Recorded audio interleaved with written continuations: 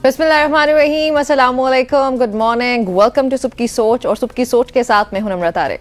मैं हुसैन लियाकत आप सबको कहते हैं खुश आमदीद। और आज मेरा ख्याल है कि खुशी पूरे पाकिस्तान की थोड़ी सी ज़्यादा भी होनी चाहिए, क्योंकि ईरान में फाइनली वो जो उसके खिलाफ इक़दामात हो रहे थे, उनके लीडर्स के खिलाफ इक़दामात हो रहे थे, तो उसका जवाब दे दिया है। जवाब दिया है, लेकिन जंगी सूरत हाल है तो खुश होने से ज़्यादा मेरे ख्याल में थोड़ी परेशानी भी ज़्यादा है। दुनिया भर में ही पूरे ख़ित्ते में जो इस वक्त जंग चल रही है उस पर बड़े ही मसाइल दरपेश हैं। और ईरान ने जो जवाब दिया, आपने भी देखा होगा गुज़िश्ता शब अचानक से 10 बजे के बाद जो खबरें आना शुरू हुई ईरान से कि ईरान ने कुछ रिपोर्ट्स के मुताबिक 400 से ज़्यादा मिसाइल दाग दिए इसराइल की जानिब। कुछ रिपोर्ट्स के मुताबिक इजरायली मीडिया 400 क्लेम कर रहा है, ईरानी मीडिया जो है वो 400 क्लेम कर रहा है, इजरायली 200 कह रहा है। कुछ जगह पे आपको वो 100 भी सुनाई देता है।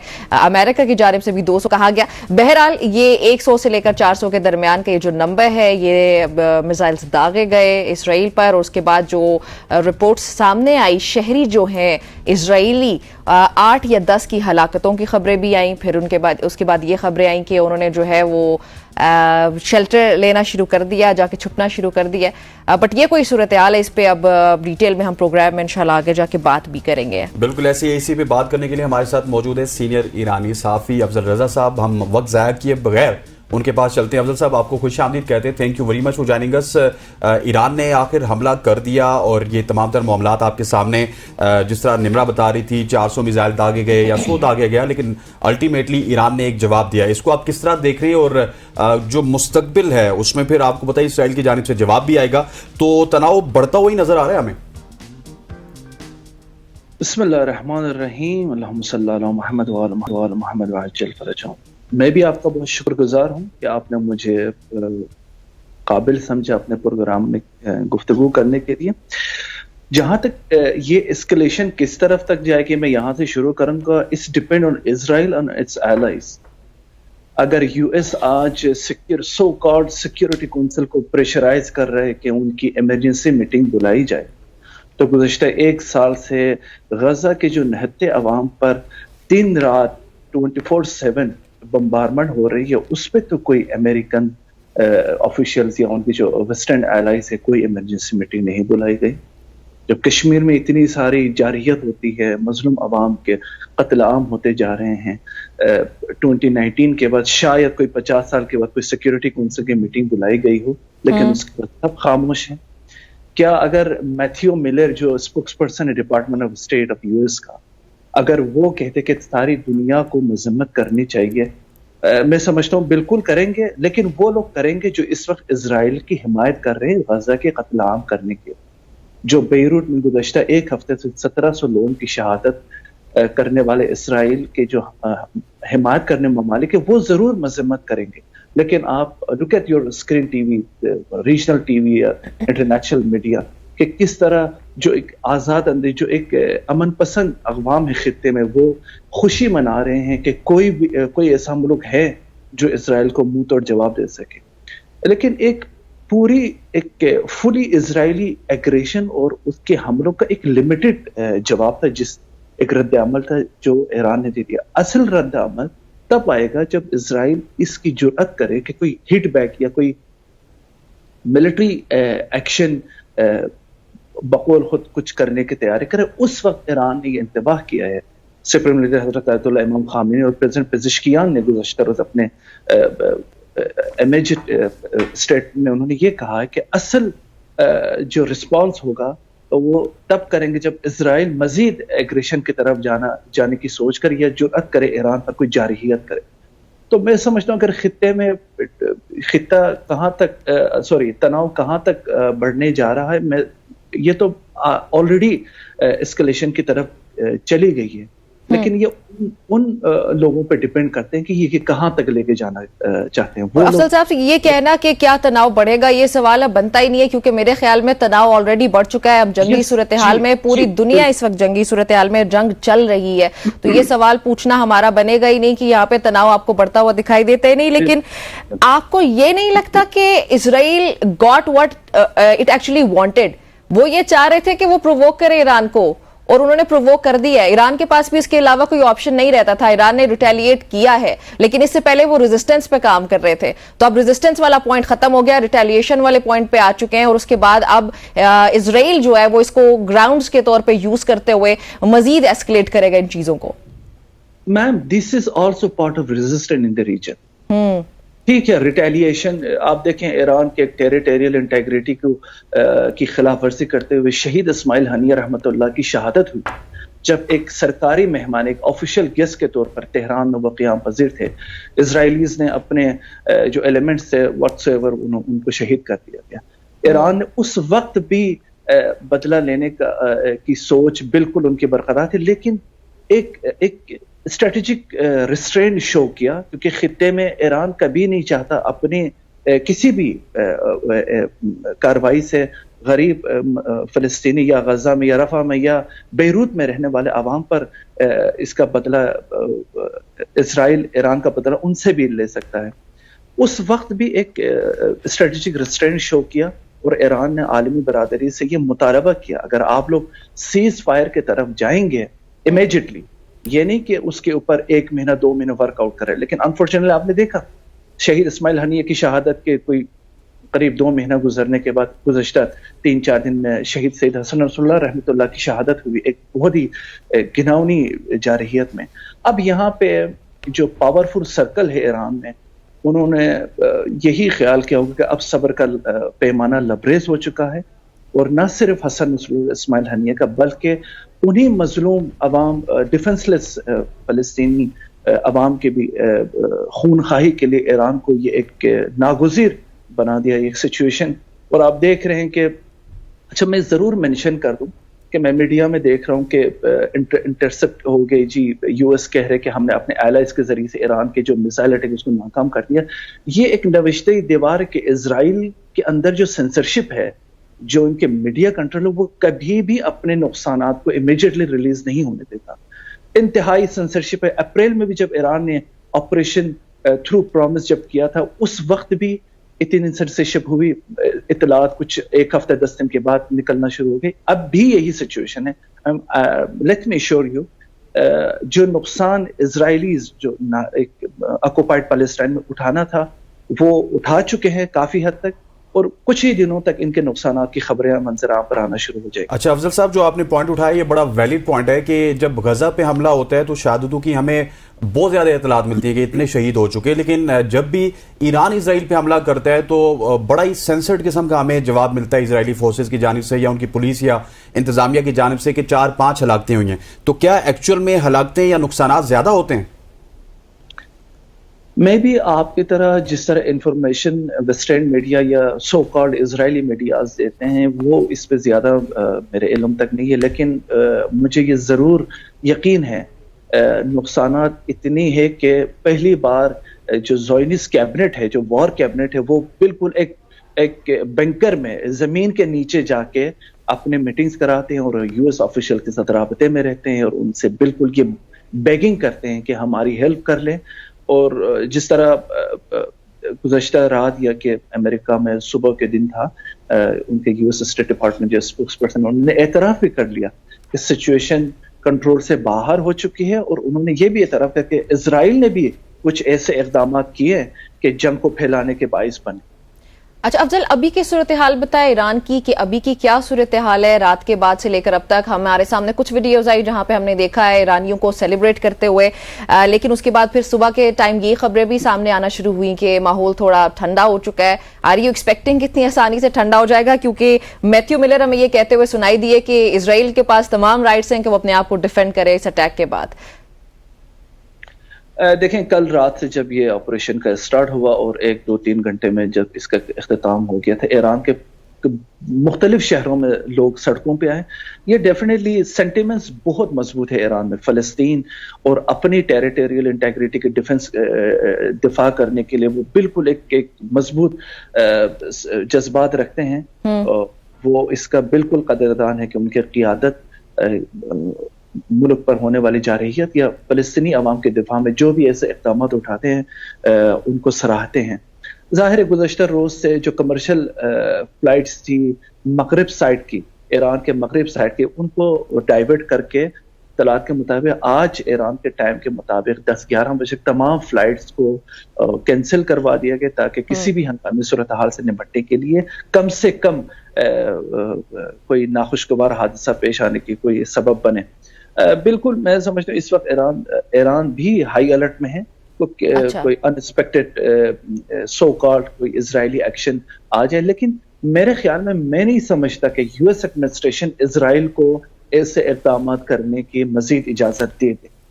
اچھا ویسے افضل صاحب ایک کنفیوژن جو جہاں تک میں نے پاسداران انقلاب یا دیگر ایرانی رہنماؤں کے بیانات دیکھے اس سے یہ واضح ہو رہا ہے کہ وہ یہ کہہ رہے ہیں کہ ہم نے اپنا کام کر لیا ہے, جو شہادتیں ہوئی حسن نصر اللہ کی ہو گئی اور اس کے اسماعیل ہنیہ, اس کا ہم نے بس جواب دے دیا ہے, ہم مزید اس کو ایسکلیٹ نہیں کرنا چاہتے. میں نے یہ انڈرسٹینڈ کیا ہے, ایم آئی رائٹ؟ جی بالکل. ایران کے وزیر خارجہ سید عباس عراقچی نے گزشتہ رات ہی اسرائیل کی فل سپورٹ کرنے والے کچھ ممالک جس میں جرمنی, برٹین اور فرانس, ان تینوں کے کانٹر پارٹس کو کال کیے ہیں, کیونکہ وہ بھی ایک یہاں پہ ایک حصہ رکھنے والے کچھ ممالک ہیں جو کہ نان اسٹاپ اسرائیل کو ویپنری اور پورے لاجسٹک سپلائی کی ان کو انفارم کر دیا ایران نے کہ ہمارا جو اقدام تھا یا ہماری جو کاروائی تھی ہم نے کر لیا اور ہم نے یہاں سب کچھ کو اس کا اختتام سمجھتے ہیں. بٹ اگر اسرائیل چاہتا ہے کہ اس کو مزید اسکلیشن کی طرف جائے تو ایران کے جو ریسپانس ہے وہ مزید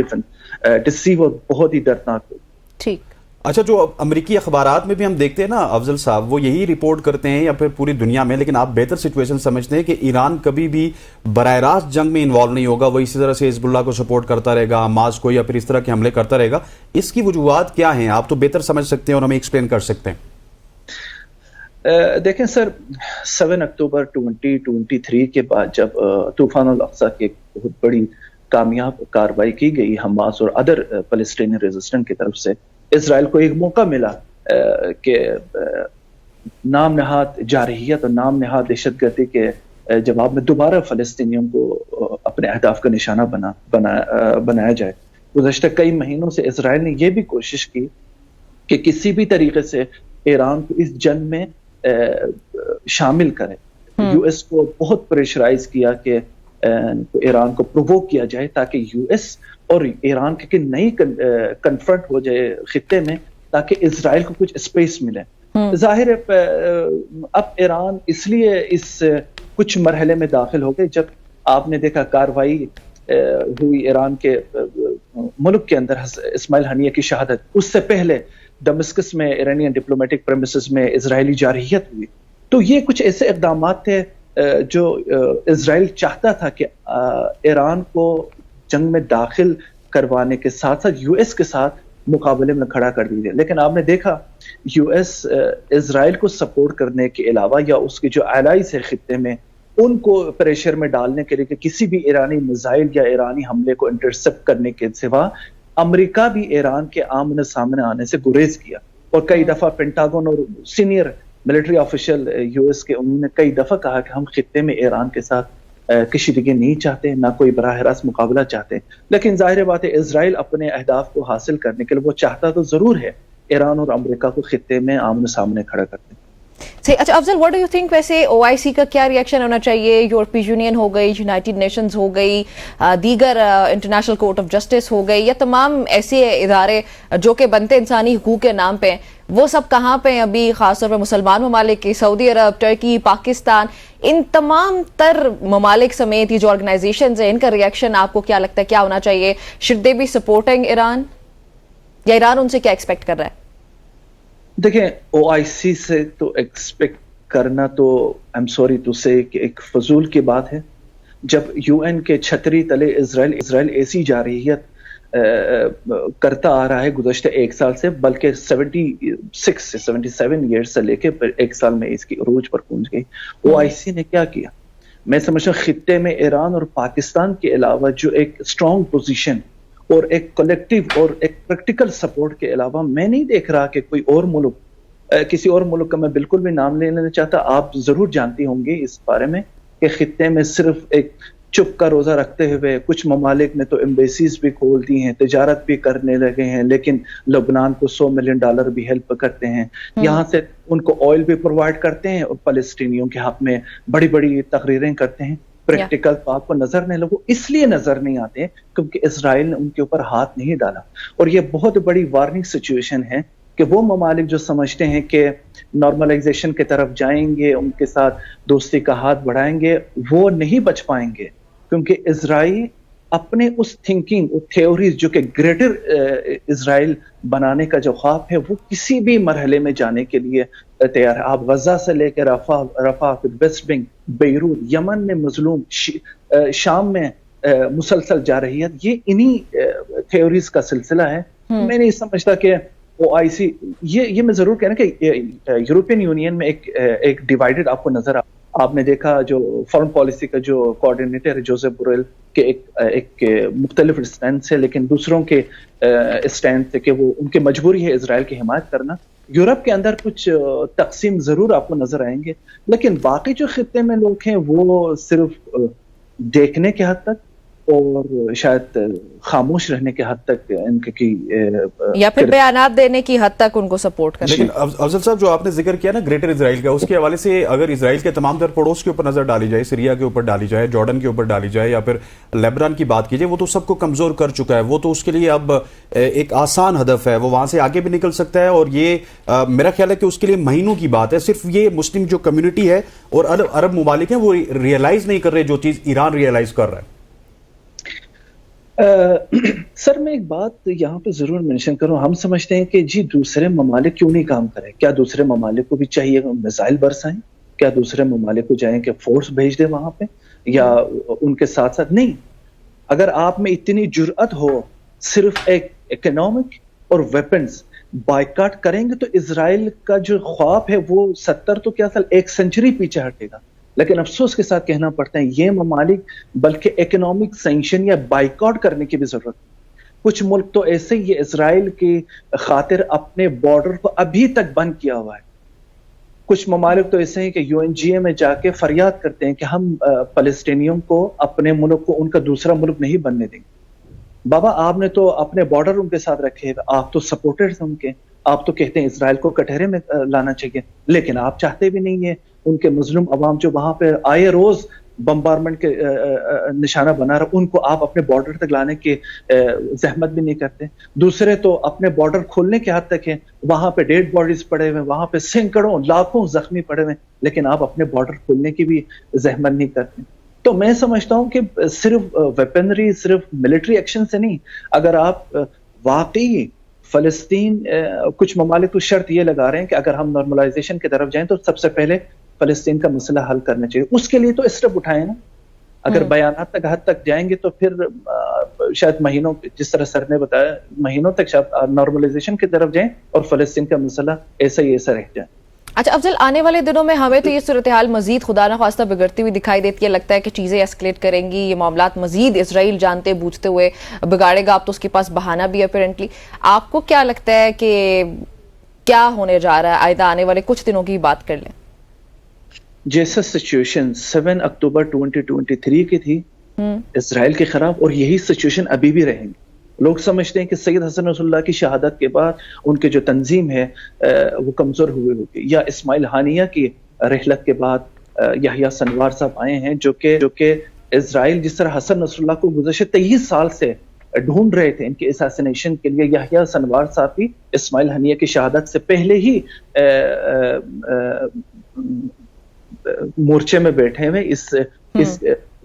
اس کے مقابلہ کرنے کے, اسرائیل کا مقابلہ کرنے کے. تو میں نہیں سمجھتا کہ خطے میں اسرائیل کو کسی بھی فرنٹ سے سکون ملے گا. آپ یمن میں دیکھ رہے ہیں, یمن کئی سالوں میں جارحیت کے شکار ہونے کے باوجود فلسطین کے لیے لڑ رہا ہے, کئی ہزار کلومیٹر میزائل فائر کر رہے ہیں, اور جو آکوپائڈ فلسطین میں اسرائیل کے لیے شپمنٹ جا رہی ہے, ویپن یا کوئی بھی جا رہا ہے, ان کو نشانہ بنا رہے ہیں. تو میں نہیں سمجھا اس سچویشن سے اسرائیل کو اپنے سیکیورٹی بنانے کا کوئی موقع ملے گا. وقتی طور پر وہ اپنے عوام کو خوش کرنے کا کوئی چانس ملا ہوگا, لیکن نتنیاہو نے آپ نے دیکھا گزشتہ 2 سال سے وہ اندرونی اختلافات, اندرونی مشکلات کا دوچار ہیں. اتنی सिचुएशन पे पहुंचे कि वो अमेरिका भी इस बात पे इतराफ करने पर मजबूर हो गया कि नेतन्याहू की वजह से जंग फैल गई है। हम तो इसराइल से ये मुतालबा बारहा कर रहे हैं कि किसी भी एस्केलेशन की तरफ ना जाए, लेकिन नेतन्याहू अपने उस मखसूस अहदाफ को हासिल करनी, अपने जो बिग एलाइज है यूएस, उसके भी सुनने के लिए तैयार नहीं। ठीक हो गया, थैंक यू सो मच जी। आप हमारे साथ मौजूद थे। अफजल रजा साहब सीनियर ईरानी सहाफ़ी थे जो कि तमाम तर मामलात के ऊपर रोशनी डाल देते, ख़वातीन और ज़ात जो और इसराइल के मामलात हैं या फिर इसराइल और फ़लस्तीन के मामलात हैं, ये हमें एस्केलेट होते हुए नज़र आ रहे हैं और आने वाले दिनों में आपको ये कशीदगी है ये और आगे बढ़ती हुई नज़र आएगी। अभी इस पर मज़ीद भी डिस्कशन करेंगे, लेकिन यहाँ पर वक्त हुआ चाहता है एक शॉर्ट सी कमर्शियल ब्रेक का। ब्रेक लेते हैं, वापस आते हैं। Stay with us.